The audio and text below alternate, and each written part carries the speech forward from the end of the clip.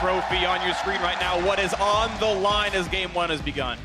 Now, we were looking as well at the previous picks and bans for both of these teams, and they have kind of condensed a lot of the similar champions being prioritized by both of them. The Kog'Maw was played very heavily in the semifinals by both of these teams. Maybe Cody Sun and Doublelift look for these later game hyper carries. Ardent Sensors could be in there, but a lot more playmaking supports. Yeah, and there's also been a lot of AD carry bans. Lucian is now a mid lane ban, even if he is an AD carry. Kalista and Trist are often in the same ban phase, and then you also have to add the Doublelift had Ashe banned against him in all of the semifinals games, so it's some scouting intel that some team must have had on TSM. So I'm wondering how much of the draft phase will be focused around that bottom side of the map. Already, another AD carry ban flies through. There's the Kog'Maw that we talked about, but with all these AD carry bans, the jungle has left unbanned, and Gragas is very important, you know, for both of these junglers. Sejuani is still in the mix as well, and with all the highlights on Smithy and Olay, maybe that would be an early focus. Yeah, and this is interesting right here with Tristana being up, but also things like Gragas being a priority pick potentially in the jungle. TSM will have to make this choice of whether or not they want to leave Svenskeren a little bit more to whatever Xmithy picks. Hanser callback to his own tweet. Rakan going to be the first pick here of the North American LCS Summer Finals. All supports left up on the table here, and they say, Biofrost, you get the first draft of this one. Rakan has been a tremendously high ban rate support on patch 7.16 around the world. Tremendous initiation, which as the teams get better and are better at avoiding general initiations, the strength of Rakan's instantaneous engage becomes much greater. And Xayah is still available here with the focus on Tristana there for Immortals and a little bit more towards the late game. It could very well be Doublelift as well, getting the partner to Rakan.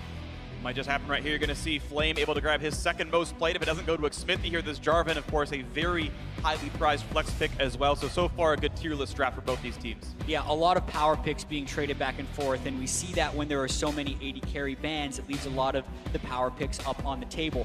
We'll now have to see what choices TSM decides to make, because Gragas can match the Jarvan, even though it's not as flexible between the top lane and the jungle. And then here, you wonder if they're going to be picking Doublelift's AD carry. There's been so many AD carry bans, there is potential for so many more, and you wonder if they're going to lock one in right here.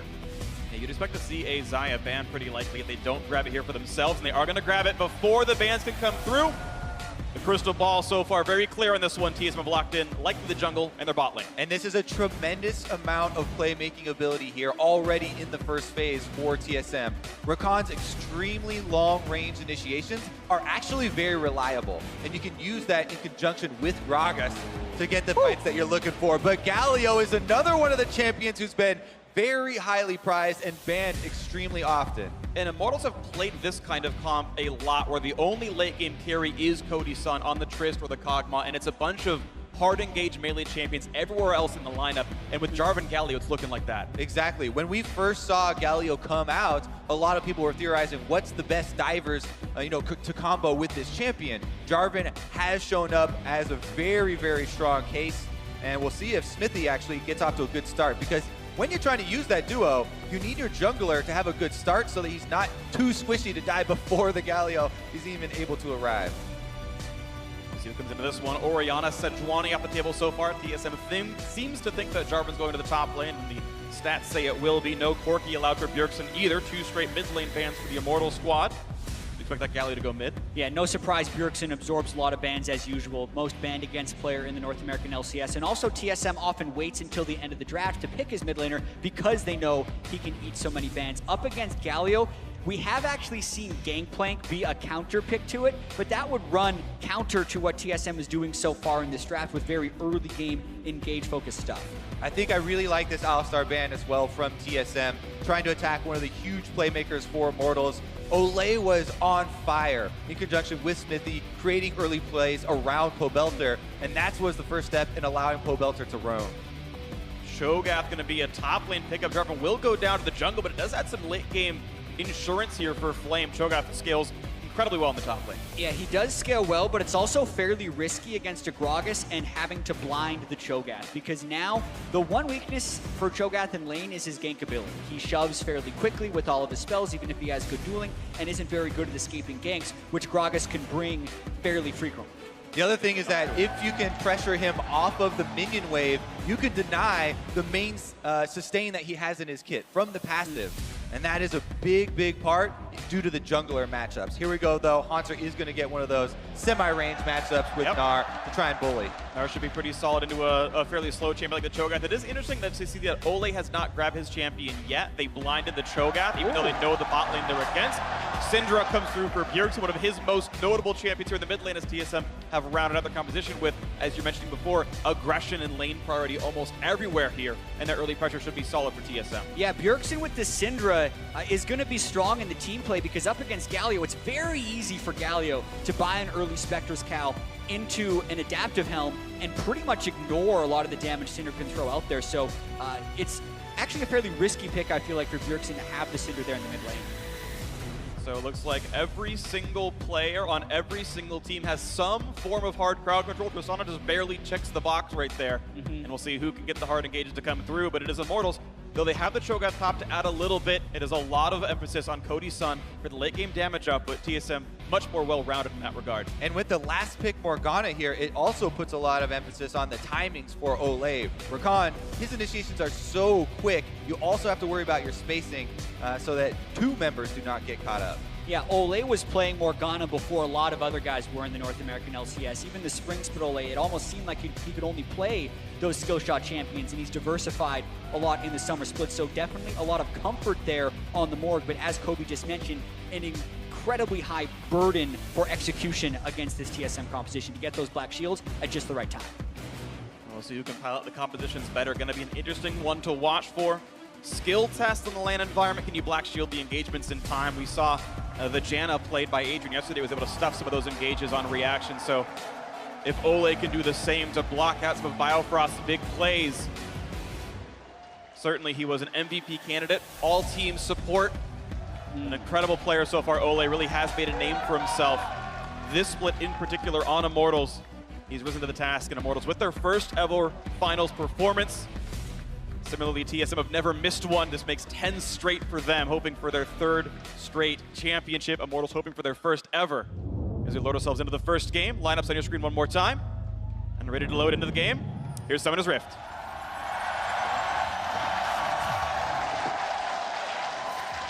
And in these high pressure environments on the stage in front of thousands of people, oftentimes teams can be a little bit lax on the basics and the fundamentals early on in the game. Yesterday, we saw so many level 1 kills in the third place match. Even simple preparation, things like that, or special moves you have planned to try and get advantages in level 1, teams bring those out in big moments like this.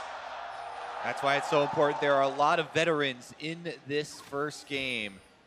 Smithy, Pobelter, most of TSM been here before on this stage. And Biofrost has already snuck his way into the Immortals jungle. See if they get any information they need. If he would to be spotted, he would have the kit to be able to make an escape without summoner spells. We're gonna look for Smithy here, gonna take a barrel. A little bit of damage here, he's forced to flash away from the battle dance. That's huge for TSM, because when you talk about Smithy and his unpredictability and his control on the game, that all works with Jarvan's kit, who's one of the most unpredictable junglers in the game, being able to start one buff and gank or do a half clear and gank and have such threat. But without Flash, that becomes so much riskier for him to do. And not only do they burn the Flash, it was also a charge of the refillable potion that Smithy used. He did not have time to go back to the fountain to refill it, and there is a ward on his red buff. So TSM are starting out with some extra information. Immortals during that time have snuck in and they put their own ward on TSM's red buff to see this extremely strong pull. Spencer will be super leashed up to the top side of the map.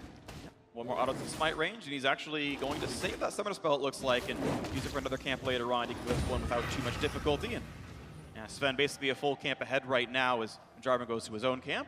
Pobelter will ward to see the blue buff taken. Yeah, but it's not just one team who can help out their jungler. Pobelter, as Galio, has that incredibly powerful level 1 shove, able to get the ward at least onto Sven Skaren's blue to be able to figure out how quickly he's jungled. And once he shows on that... Ooh, wow.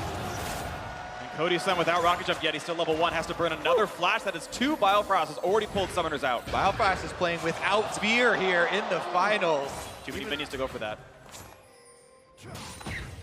If Immortals had the wave push right there, that would have been a rocket jump in and you know, force summoners out of TSM, but TSM had shoved more early on, and no way to go in for that. Look at Smithy though. Double buff clear, doesn't even hit level 3, and immediately threatens the blue buff. Svenskeren actually respecting that very well. They did spot him with a river ward, but doesn't want to tango with Jarvan this early. Yeah, part of the reason for the altered route here from Smithy, you gotta believe, is the fact that he doesn't have flash, and it will be a riskier early game for him. So he wants to get to that Scuttle Crab before Svenskeren on a normal route would try and go clear it. Jumps in there, level 2, and now Smithy's just gonna try and farm back up off of his Raptors. Yeah, and that's so important with the Gnar versus Cho'Gath top lane. Being able to lend support to the Cho'Gath early on, especially if he's beyond the halfway point of the lane. That's why he wanted the Scuttle Crab and why they want control of this top side so bad. And you can see, this is the reason. Even with Flame putting his trinket snuck ward through everything currently. They don't know Smithy's here. They don't know that he's on Krugs right now, and it'd be hard to guess, to be honest. See if they find themselves the gank. Flame is still TP up, but see if he's gonna get away with this one. Body Slam's in range. He's gonna try to bait the flash, and Flame doesn't pop it just yet. Now being slowed down, but can he survive? 200 HP left, and he does get away. And Smithy comes in, lands a slow, but no, not much more to have. The patience by Flame there, not burning the flash early, dodging the body slam, not falling for a faked body slam flash from Svenskeren. Very critical as far as the return ganks are concerned. This is actually in the knowledge of TSM, and they've got an extra member there in the brush. They're baiting this one in because they saw Smithy on the ward. But he's on the ward. If that TP completes, oh, the ward's actually died off. And he knows the ward died, so just saw it. They don't know for sure. Now they can go They don't know Svenskeren's here. And here comes the engage on a Flame. He does still have the flash. He's gonna get away from the stun out of Hanser. Gets away with it. And that's why saving the flash was so key. Yeah. If he did not have the flash there, that most likely would have been first blood. Well, a nice attempt right there. TSM getting something out of it. But Immortals right now, actually the team with the gold lead, and it's a lot of that in the bot lane. 32-17, Cody's son over Doublelift. The binds, the damage up, but they've done really well. And that is not just a 20-stack wave waiting to be farmed. That is an outright CS lead for the Immortals duo. A year of insane improvement for these two out of Immortals. One of the major reasons they have made the final here. These two have been absolutely excellent. This could also buy some time for Olay to start that roaming game with Smithy. One of the greatest strengths that we keep talking about with Immortals is the duo of Olay and Smithy getting their deep vision down. Right now, Smithy with the bottom lane pushed up, goes for it by himself, and it is a bit risky as Pobelter is actually pushed into his turret right now. Timing works out very well, though. Finishes just in time on the Raptor and is able to slink away. And a lot of that is punishment for how much time was spent with that gank, of course. He knows the amount of time it takes Sven to recall back. Smithy had done that before. And Raptors, credit to Immortals, the game's still staying 300 up for the upstarts, the Insurgents, the ones hoping to take down TSM in this series. We'll see as Smithy gets back to his side of the map. Quick defensive scuttle will keep his bot lane safe, and Sven's going topside anyway. Yeah, I also want to point out the support itemization here. So many people have been going Ancient Coin on every support, whereas Olay did opt to go for the Frostfang this game. That is part of the reason they were able to threaten so much in the 2v2, the added damage as well as AP from that item, even though long-term is going to earn less gold than Biofrost's Ancient Coin. It has helped in granting the CS lead bottom. The other thing that helps there is that Olay is actually landing his bindings in lane and hitting that harassment. Oftentimes, the Morgana lanes will swing very heavily depending on the skill shot accuracy. Body slam buys a bit of distance, so they still trade knockups and damage output. Forces the camp to reset, so Smithy losing a few more seconds. Sven right now still holding a level lead over his opponent. Wave clear comes through, Olay wants a bind, gets it over the wall, lands it, forces the cleanse out. Bjergsen stays safe. Still relatively big there because Pobelter can use Flash Taunt on the Galio the next time Bjergsen's there and potentially force the flash. That's why it's incredibly important to pay attention to these river wards. The early game pink wards coming out, control ward on the bottom side to allow that route for Olay to roam up. They want to keep that clear, so every time that the bottom lane of Immortals do get lane pressure, they can try and threaten mid lane as well. And some of that priority is actually how Pobelter played the lane. He recalled and TP'd back in around level 3 with a control ward, put that down in that brush you can see in the minimap there, and he's kept that alive the entire time, so there's always a safe path up for Olay. Another bind lands, and you can see the chunk onto Doublelift there, already going to half health. Just the Doran's Blade and his Keystone Mastery to sustain him. So a lot of early pressure being applied by Immortals here. Also hitting level 6 on the Galio and the Cho'Gath. It might be time for them to make a play. It could even be time for TSM to try and curb this aggression in the bottom lane as well.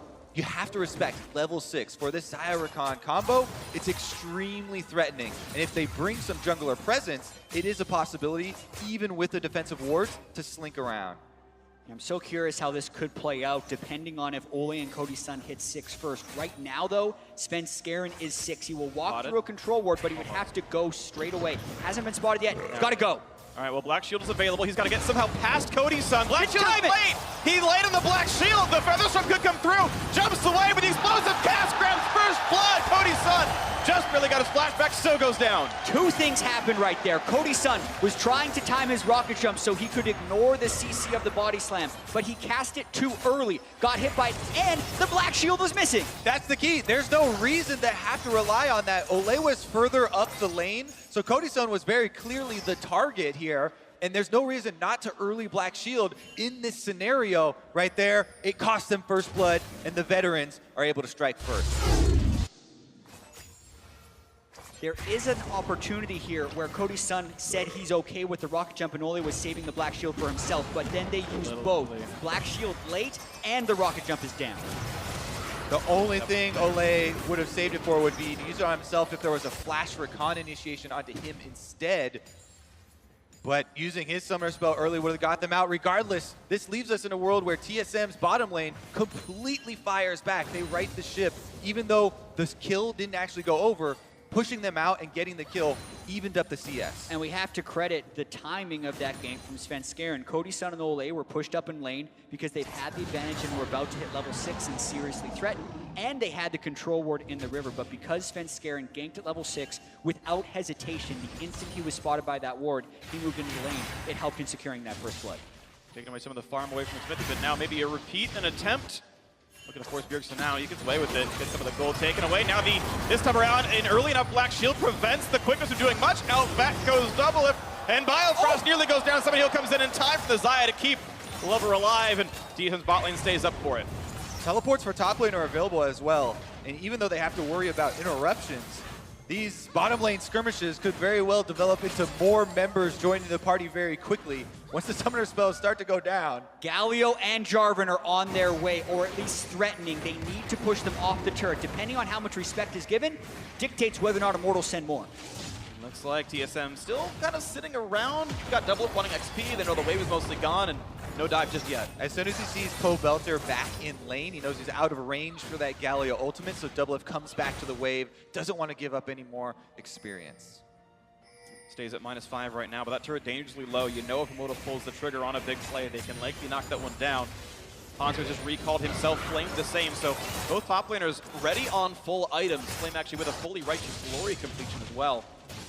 Maybe can use that for an engage, but otherwise holding equal in the lane. His flash back up, so Svenskeren's gank up there has not purchased too much advantage anymore.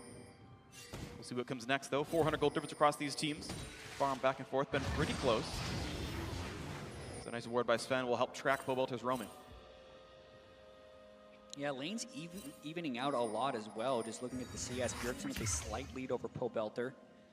The Mercury treads built for the Galio, so very defensive opening. And Biofrost was hoping to make it over there for the blast cone. And he jumps in right in the face of a Galio, or sorry, a Gragas, but stays alive.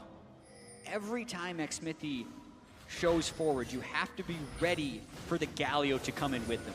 The Cataclysm threat, he's always trying to force the flash because the instant Xmithy can get a flash out, it means he can Cataclysm, and that will guarantee the hero's entrance CC from the Galio. And here's attempt number 2. Galio roams down towards the river, then comes right back up. They notice that Gragas is around. A nice deep ward placed down earlier by Ole. Spots that Svenskeren's around to defend, but still, Immortals are constantly itching for the chance to knock that turret down.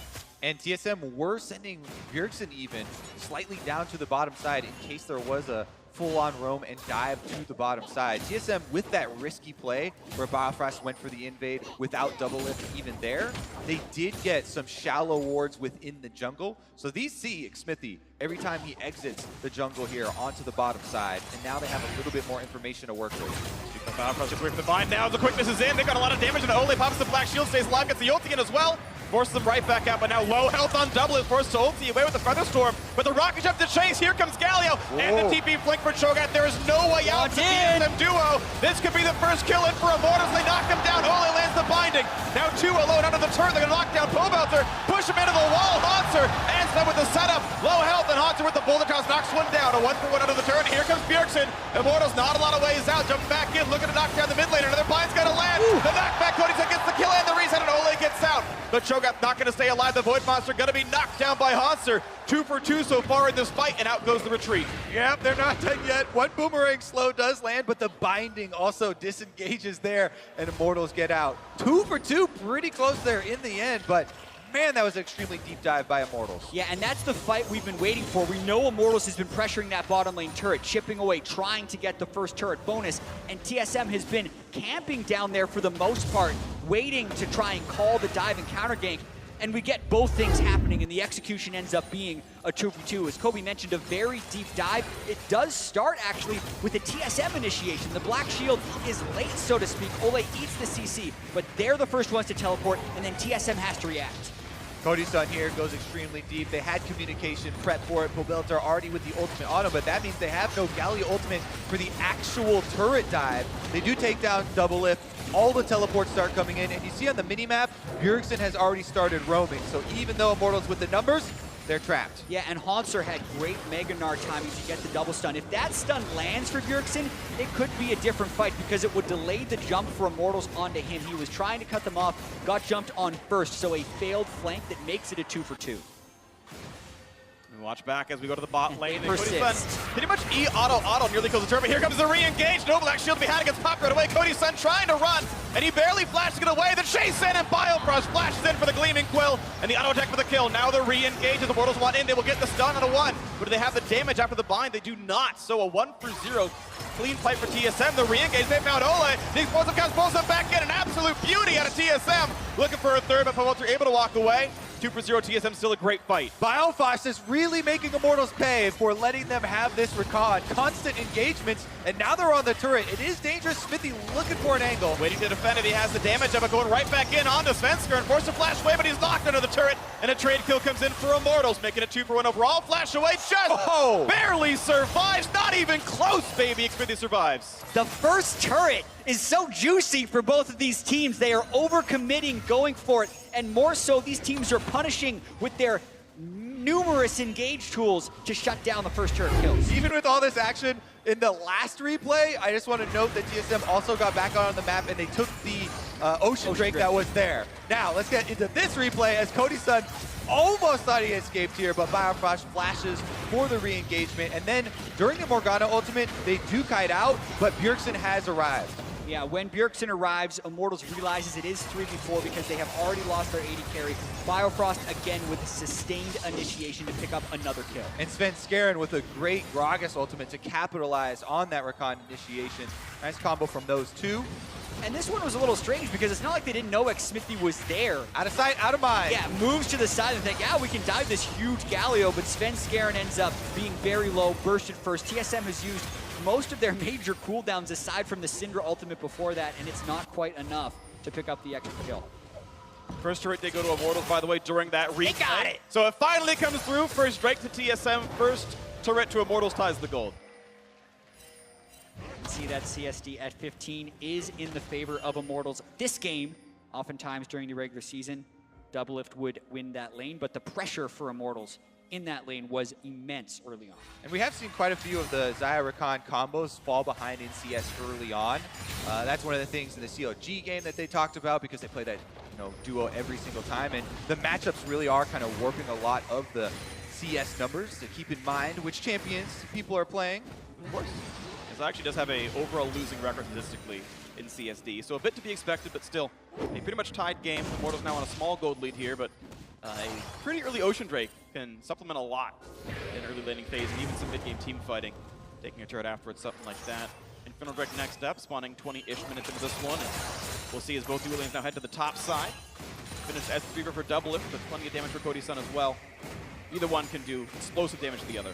Yeah, and TSM actually opts to match duo lanes up top side instead of going bottom for that last few hits on the turret. I think they're confident in Hanser's ability to reach that turret. He picked up 2 kills in the fight's bottom lane, completed his Black Cleaver, and is pretty strong against that Cho'Gath in a 1v1 at this point. So I think Haunter should actually be able to take that turret down against Cho'Gath. See that has come through. Right now they've been fairly equal in lane phase farm department, but yeah, definitely Gnar should be able to push. We'll see as a bit of ward control comes through for the Immortals squad. They want to knock down top lane tier 2, but they don't quite know what they can pull the trigger on. I believe they haven't seen Svenskaren's Gragas in a while, so maybe some defense for now. Looking for the bind, not quite going to land that. They got those wards. Nole earns 15 for himself and sweeps the ward out. Meanwhile, still in the mid lane, we continually see Pobelter pushing the wave and trying to roam. Bjergsen is taking the CS lead in a fairly significant one, but it's trying to set up plays like this that's causing Immortals the extra pressure. 50 was spotted. Now they see Sven onto this one, 2v2, and there's now a knockup in towards Doublelift. Here comes the Heroes entrance as well. They get the knockup, but no damage on the Xayah so far. The re-engages. Bjergsen has joined the fight as well. The first one comes in for a Doublelift, the trade kill. As both jungles have fallen onto this one, TP going to be canceled out of the Cho'Gath. Flame wanted to join, but won't do so. Now there's an advantage to teleport to TSM. You have to worry about Haunter coming in. Yeah, TP disadvantage. You've got to be careful about pulling the trigger now if you're Immortals on the top side. 3 minutes, you've got to wait for this one. You know, hoping for the pressure to build up right there. Xmithie, you could tell, was very hesitant about that engage in the first place. He put his Demacian standard in the tri-brush, wondering if Svenskeren was there. He wasn't, but then ended up getting caught in the jungle. I think well played by Immortals to match the kills after they were the ones caught out of position. See if they can get any more out of this one, though. They're going to just shove the lane and then leave. Immortals still push lead in the dual lane, but now a roam towards the bot side. The source of the TP, Haunter has flash. The flash now to get a bit of damage. The silence, he can't get away from Pobelter.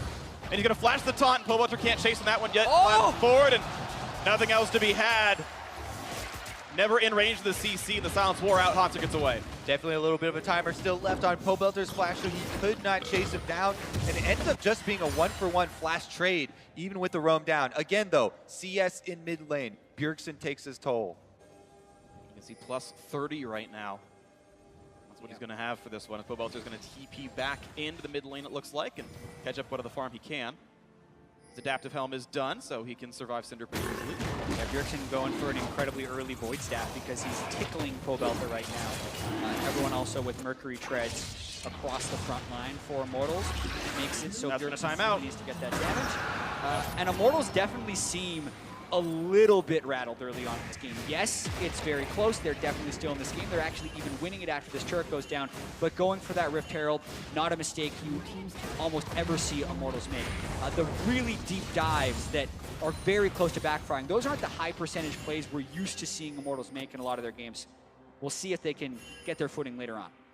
Some of that can be TSM playing good defense as well, of course. You don't often get easy plays against one of the world's best, and at least one of North America's best. Haunts were able to answer that turret in the bot lane. Got the lane pressure finally, even despite getting ganked earlier. And remember, he still has that teleport advantage. That's why Immortals are pulling out of the TSM jungle right now. Haunter does continue. He gets the turret as well as joining the rest of the team. Something Flame cannot do. We are on a more opened up map, though, and it's Immortals who hold the double teleport. So a 1-3-1 kind of naturally benefits the squad that can teleport their other one into the fight. Yeah, they hold double teleport, but they have 0 of them available. Well, sure, not at this exact second. Yeah, they need to be able to set that up in the later stages of the game. But in order to set up a successful 1-3-1, they actually need to have a guy who can beat another guy in a 1v1, and currently they don't have that. Haunter's going to be building up towards Frozen Mallet, and I don't see Flame actually being able to win that 1v1 reliably anytime soon. So in that way, TSM has a lot more control, as well as potentially more reliable initiation. I actually like this choice by Flame right here. He looks like he's going towards an early Warmogs. He's going to be stuck in a long lane, and he'll just get out of combat regen, so Haunter can chunk him to half, and then 5 seconds later, he's back to full HP anyway and gets to survive the lane some more. The problem with Gnar, though, is usually that you can't get out of combat. Yeah? And he will chase you down. Could be an issue. We'll see if he gets the help from his team. Yeah, in that 1v1, if we see it play out later, it will all be about whether or not Flame can land the Rupture, because if he does, then he can disengage. If he does not, then the Gnar could run him down. So that'll be the skill to look for as the Warmogs is completed. Yeah, and it's long lanes everywhere. Only one outer turret and top lane remains right now. Mid is not where these guys are going to stand anyway. So whether it's top or bot, there's going to be a lot of real estate to cover, and those chases can definitely happen with 3 of these turrets already fallen. Bjergsen's going to grab his blue buff. We'll see what the next play ends up being. TSM so far have been uncontested with Drake pickups, so despite the fact that the gold looks close, the Drake pickups I think certainly give TSM the momentary edge and total power this game. Not too far from Double's first item completion. However, all the money on Cody's side means he's 2 item spike already with that Infinity Edge plus the Shiv. Yeah, it's getting to that point. You can feel the tension rising here. The opening game, gold extremely close. Really the only main determining factor here is the extra Drakes for TSM so far. And Immortals are still looking for that opening. They have this big combo they want to use with the beef balls. Exactly, and they want to use it specifically onto Bjergsen, and that's why Bjergsen's summoner spells are worth their weight in gold this game, because if he has those summoner spells up, the combo can't be pulled off by Immortals. Xmithie goes mid lane, Bjergsen holds them at that time, which is pretty risky to do because the ultimate can come through and the cooldowns would then be desynced. I actually want to see Immortals burn more on Bjergsen to get his summoner spells out, because the Jarvan-Galio combo that Immortals want to pull off in teamfights is reliant on trapping someone in the Cataclysm. Bjergsen can flash out of it, and Doublelift can immune it with his ultimate right now. So those are the guys they need to be able to get, and they can't do it unless they burn Bjergsen's summoners. We'll see if they can find themselves the opening out of the engagement of the mid laner. Item done for Doublelift. He actually got Hurricane early, which I think is very smart considering he's facing triple melee, and they're all beefy. He needs optimal anti-melee damage output, so smart of him to see the build adapt up, but he's still behind Cody's son on the curve, who's got his second Zeal in inventory, but TSM first in the mid lane. They can burn this down fast. Down to 1/8, and gonna back away. Don't want to get engaged upon just yet. Ardent Sensor done for Biofrost. Knight's Vow in as well for the Gragas. There's a lot of support available. Similar for Xmithie, though. Other thing to keep track of is any of these deeper wards to try and teleport on. Right now, TSM are actually sending Hansar back down to the side lane on the bottom side to get the wave pushing during Immortals' rebuttal here in the mid lane. Tristana kills turrets a lot faster than Xayah right now as well. Plus the front line can hold off pretty well. That's a good chunk on the turret without any retaliation. The split push is taking its toll. Even though TSM takes some damage on the mid turret, the wave has to be answered. Now Flame is heading over. That's some meaningful damage on the Sven, though. Half HP on the Gragas. Yeah, Hansar shoves the waves, comes back to mid. Sho has to grab the wave himself. So 30 seconds of 5v4 in the mid lane. This wave's gonna get pushed in. And Immortals have to defend this. Yeah, it's a game of pressure right now. There's a minion wave hitting a really weak turret up the top side. Tristana went top. Another window. He's gonna look for the threat. Pillbunter wants to push back the Hansar Gnar and does so, and buys enough time to clear the wave away. That turret just barely is in, and oh, the Grank came in, and Ole just died to the unleashed power. Down he goes. I think that was a Bjergsen stun on the outside that caught him before he was able to get his black shield up.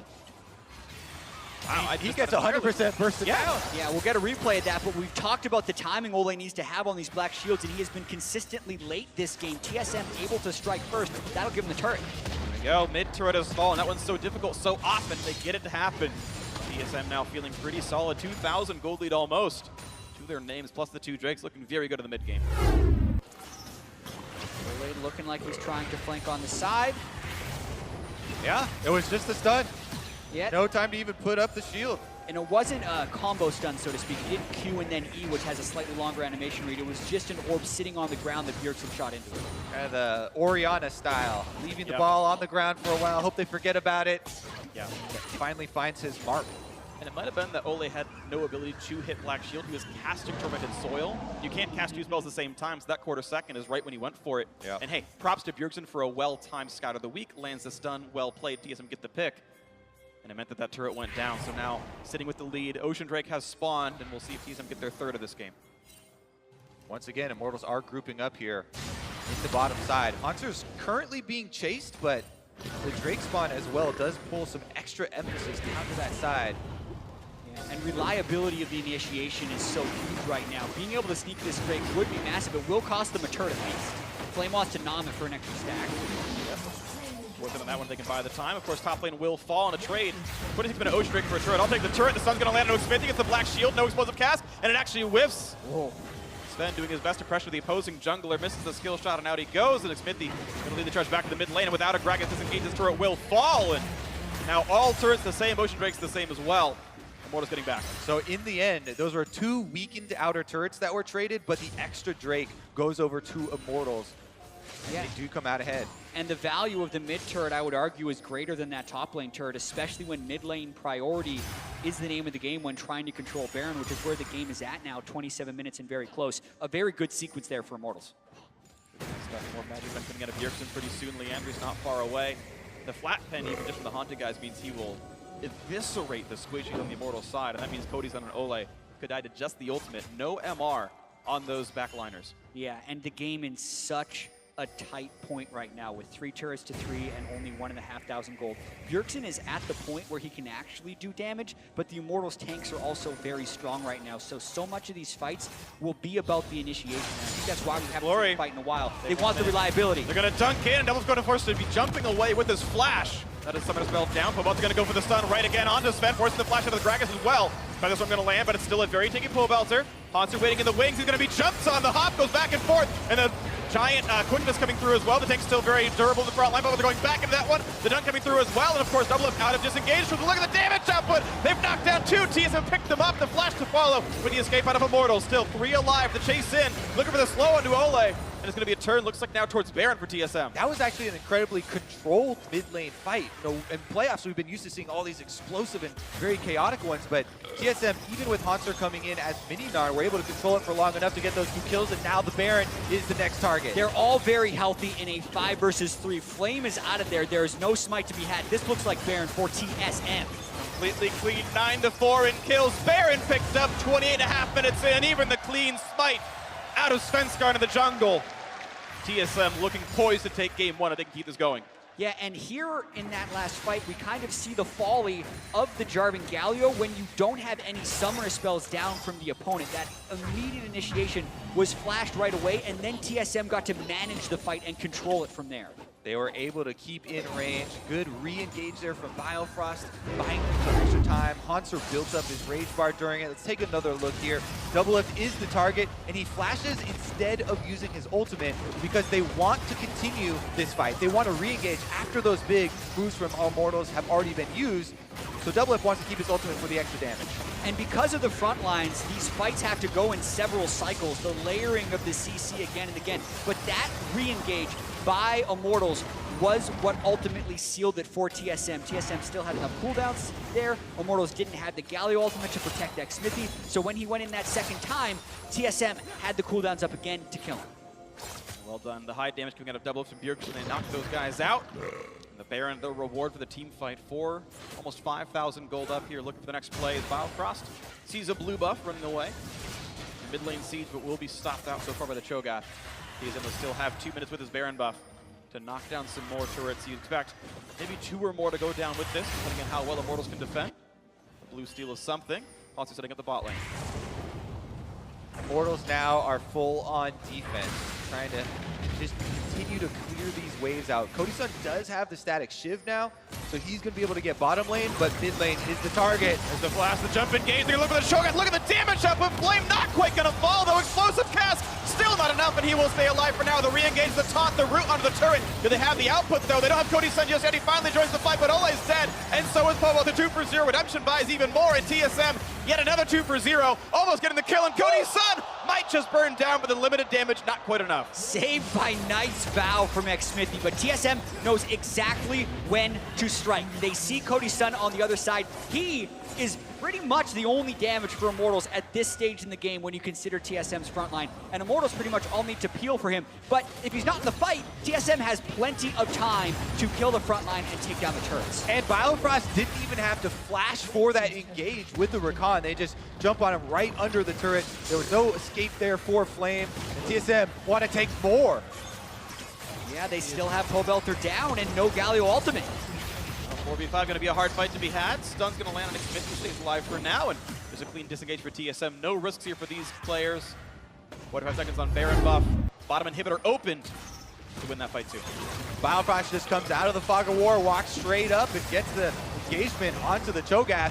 Flame does critically get off his Gargoyle Stoneplate, which gives him the damage reduction to barely survive this, but then TSM just re-engage once again. Redemption comes down and they heal back up. And at the start of that fight, Cody Sun, Ole, and xMiThy were all off on the bottom side. So TSM had ample time to ramp up during that fight. And as you can see, Bjergsen even had his ultimate at the end. He was just waiting for Cody Sun to show his face before casting the ultimate. So Cody Sun gets a QSS and a last whisper. He might just survive getting one shot by Bjergsen, but of course that Syndra's still building more ability power, and that curve looks pretty good for him. Let's see what comes in next in this one. 9,000 gold lead. Baron timing out, but TSM now in prime position to make this one happen. Third Ocean spawning in 15 seconds. They might not even want it. Looks like top lane's the priority. Yeah, there are a lot of options now for TSM. And Immortals already got to be thinking about the changes they can make for next game. Biofrost here on Rakan, still 100% kill participation. He has been the one to consistently start off most of their moves. Absolutely smashed this game. Immortals was trying hard to play around the bottom side. That's what Jarvan Galio can enable, as well as the shoving of Trist. But because of Biofrost's initiations, as Immortals was going for that turret, they got enough kills in the early game and have just paid it forward from there. See what comes in next. They've got the Talisman of Ascension to keep the dives going. Biofrost can certainly send the team in. TSM's front line clearly durable enough. Ole waiting around for the top lane to be pushed in. Fusion checks the brush, no one's there. Who's going to be cleared, and looks like Immortal's going to have to give away this turret. There is no Tristana yet in range. So that's going to fall, and TSM going to look for round 2. No, they're going to back off for now, actually. Still very measured and very slow so far in this game. TSM in no rush to close it out. I think it's very worthwhile to wait on the next cooldown of Baron. They have the tools to initiate when Immortals goes to check for the Baron. The Syndra stuns from Fog of War, the Rakan from over 2,000 units away, as well as the Gnar split push to make it so Flame can't be the big beef ball in front, just eating the initiations from TSM. They're playing this one very well. As well as what you were tracking before, Chad, the flash of Syndra. Bjergsen used it offensively last time to try and one-shot Cody Sun, and that may be the only thing that they have to worry about. Right now, TSM want to come for the second inhibitor, and they will get it. It's going to be a 5v4 because Hanser knocked down Flame below half HP and kind of earned them the priority on that side of the map. So 2 inhibs down, Drake alive, Baron 1.5. Yeah, and I think what Kobe just mentioned about Bjergsen's flash is one of the main reasons TSM is playing this slowly. And if you're Immortals, the name of the game for them is to find a window where they can get out of their base and pull off the Jarvan Galio combo onto Syndra. I think that's the only world in which they win a fight, and they only have about another minute until that flashes back for Bjergsen. It's going to be pretty convenient timing because that's when Baron comes up. TSM wants to go for that play in the first place, so a lot of chips falling the right way. Domino setup. We'll see if they can fall in towards Immortal's base. To clear away the rest of the minions. Bjergsen level 18. Then almost waiting for him in base. Roughly has the gold for it. It's pretty close. Even though Immortals are down 10,000 gold almost here, they still have an opportunity to try and punish TSM around this objective if they get a little bit too over-aggressive. It's going to be very difficult, though. 2 inhibitors down means super minions are going to constantly pressure the base, and TSM don't have to make that risk. If they did, it would be a huge blunder. Well, here comes the setup. 20 seconds on Baron, 10,000 gold lead TSM. Death cap done for Bjergsen means he might actually one-shot Cody Sun from full HP, depending how many spheres are on the ground. That's going to be difficult life here for the Yordle Gunner. Now, there's plenty of stone plates on Immortals, but no locket yet, which is one of the main things that can guard against that first. I'm a little surprised that Hanser is down on this side of the map instead of helping escort the super minions against Cho'Gath, as Cho'Gath would be able to teleport as long as he holds in there. Talk about Gnar, half HP, but there's a stun. Cody Sun is going to get deleted! The damage reduction saves his life. Pope Belter. They're all taking turns keeping him alive. TP canceled by Flame, he would have been in the middle of 5. Even if he's alive, though, he's going to have to go heal off of something. He's trying to get the minions in the mid-wave while TSM are on the Baron. Doesn't have any lifesteal other than Ardent Sensor, who's not there to shield him. Smithy's low on health, but he does have the Flag and Drag if he wants to go for a steal. There's no vision right now, though, and here comes the chase in. Biofrost wants him. Black Shield going to Flag and Drag away. Maybe they can go for this one. The rushdown's going to be there. The smite's going to land, and Flame couldn't get there in time. So now a 5v5, but there's the Baron buff on. The first kill to Rakan, though, and Flame is tanky. Gets the chop and buys a bit of time. 4v4 now the tight. The fight keeps going. Walter in the front. Cody Sun not touched as well, but who can get more damage from the marksman is now Immortals forced to run, but Walter slowed down with a frozen mallet. He will die for this one in a 4v3 on the map. Immortals forced to run away.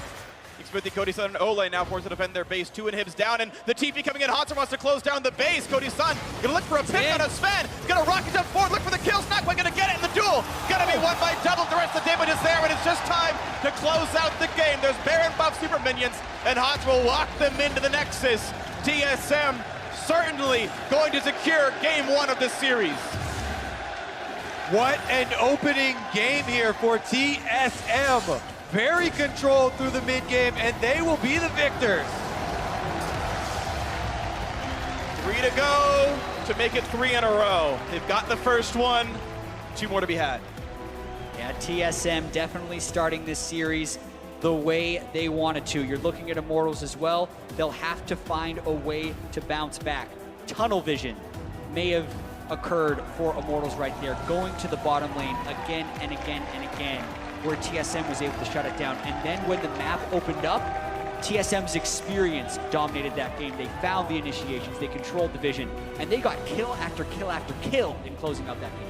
They definitely look businesslike heading back to the locker room there. Stone face after the opening game victory. Not really any excitement. They know that this is a possible 5-game series, and it's definitely a marathon. Yeah, and if we think back to spring, TSM had 2 incredibly dominant opening games against Cloud9, and then had it go all the way to the 5th game. So that's the reason the TSM needs to remain stoic right now until they can close it out. And we've seen so many reverse sweeps and almost reverse sweeps so far in the late season in happen. almost every global league at this point. We're game 1, all right. We're game 1, but who knows? There's, of course, a lot more league to play. So for more on how TSM did pick up that first one, let's send it over to Dash and our analysts. Thank you very much. Freak game 1 in the books for TSM. But before we dive into it, I got to welcome Mike Young to the desk to help provide some insight around this best-of-5 finals. Rookie of the split. That's very true. Gentlemen, diving into this game again, let's pull up Champ Select. Let's see what the teams decided to draft, the tools, what tools they decided to go with for game 1. Heavy tank comp out of Immortals here on the red side. Yeah, I mean, a lot of it really was just about protecting Cody-san, right? This is essentially a 4-man frontline team. They're even building very defensively. You know, it is adaptive helms instead of Abyssal Mass, things like this. So they were playing a very one-dimensional style, right? Cody-san has to get strong, has to take over. Yeah, and I think it's such an obvious game plan just generally whenever you have this one protect comp. You have double teleport, you have the Jarvan early game, so you know that all of Immortals plays are going to be centered around the bot lane, which is, in theory, I think good for Immortals. I like the idea of their comp that they went for here. It just felt like a lot of the execution wasn't quite there, and you can kind of see that over the course of the early game. And Mike Young on the flip side, you know, for blue side TSM, they get that Recon first pick, something that had been banned against Biofrost in previous series. So I feel that the supports are going to be really influential throughout the series. So with TSM's first pick on the Recon, that allowed them to make really proactive plays and took that away from Immortals type of gameplay. Right, we saw that very early on into the game. A ton of action around the bot lane. You mentioned it being one-dimensional, Azael. That's where TSM recognized that all the action will be happening, sent their jungler down there to get work done. Yeah, exactly. And I mean, as we can go into this replay of the First Blood, we talk so much about nerves on the big stage, how different it is to play in these environments. This is such a simple play to pull off for Immortals. The Black Shield is late. The rocket jump is buffered incorrectly. He also could have flashed the body slam. I mean, they essentially did every part of the execution on this wrong to die, and that to me is just nerves. It's not that they cannot pull these off. This is a strong these are good enough bot players. lane. Yeah, it's a no partial credit kind of play. Yeah. No one's got half credit, they didn't do it half right. Every single player messed up every single step there. And like you said, it speaks to the nerves, and especially worrying, given that, you know, Ole is so important. We saw him roam mid once. He was able to get Bjerg summoners, but when they should have pressure in this bot lane, they started losing control of it off the back of that play. I mean, all that said, Biofrost was doing a ton of work on that Recon pick throughout the early portions of the game. Again, understanding that they needed to apply pressure and look for plays like this one. And he's a player that sometimes people haven't given enough credit, and he was stuck on Braum duty throughout the entire semifinals. Not very impressive, but here, given a playmaker, blows flash level 1, helps get first blood, and then over the course of this game had a number of huge engages and saves on multiple targets. Yeah, I mean, Mike Young was talking about how important it was to have that proactivity from the bot lane. I think that Biofrost played very well in the comp. Yeah, I have to agree with that. And once Immortals fell behind, it was just so difficult for them to get back into the game with such a tanky team comp, and TSM just had so much more damage along the roles. And when another person who deserves a lot of credit is Sven Skaren. He actually had 25% jungle proximity this game, which is double TSM's average. In the bot lane.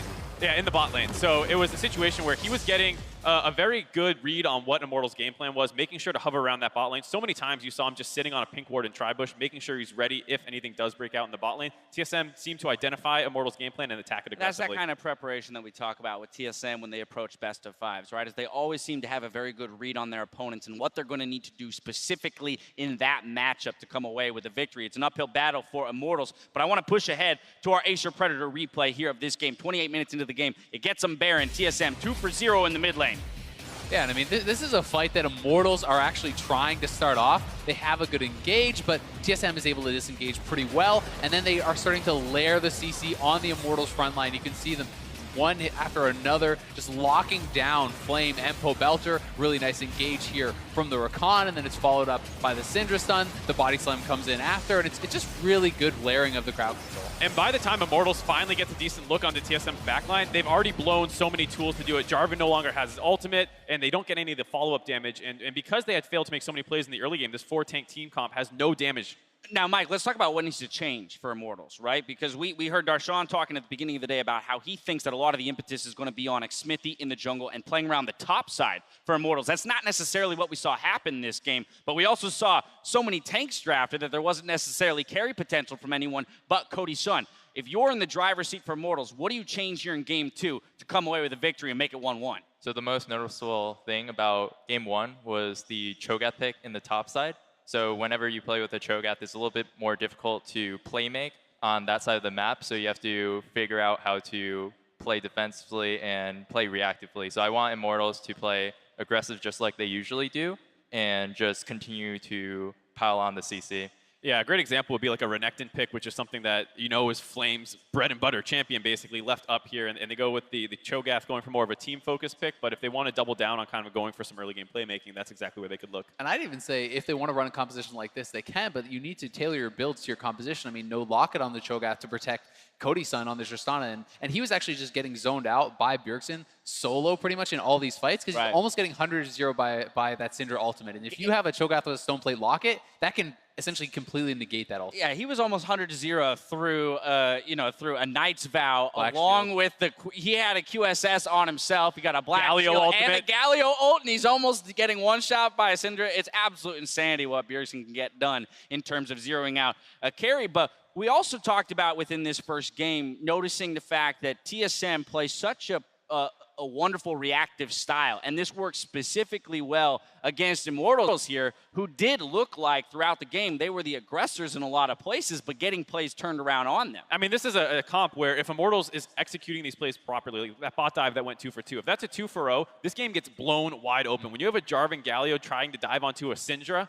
who has no mobility, like this could very quickly turn south for TSM. They did play it great, and that's why I think Immortals could look for a similar game plan. I like the idea of going with the Renekton instead, though, but I wouldn't mind seeing them stick with this for at least one more game. I'm going to go ahead and put a close on this segment in terms of looking towards Game 2, but while we've got Mike Young on the desk, I'm going to ask you guys to pass this down real quick because we got some unfinished business. Ooh, baby. Mike Young, it's already been said, he's our most outstanding rookie of this split here in summer, so we'll go ahead and hand this award over to you. Mike Young, one question. How does it feel? What does it mean to be receiving this award and know that people are looking at you as one of the top newcomers in the NA LCS? Well, just coming into the stadium, this is the first, one of the biggest events that I've ever come to, coming into it as a viewer.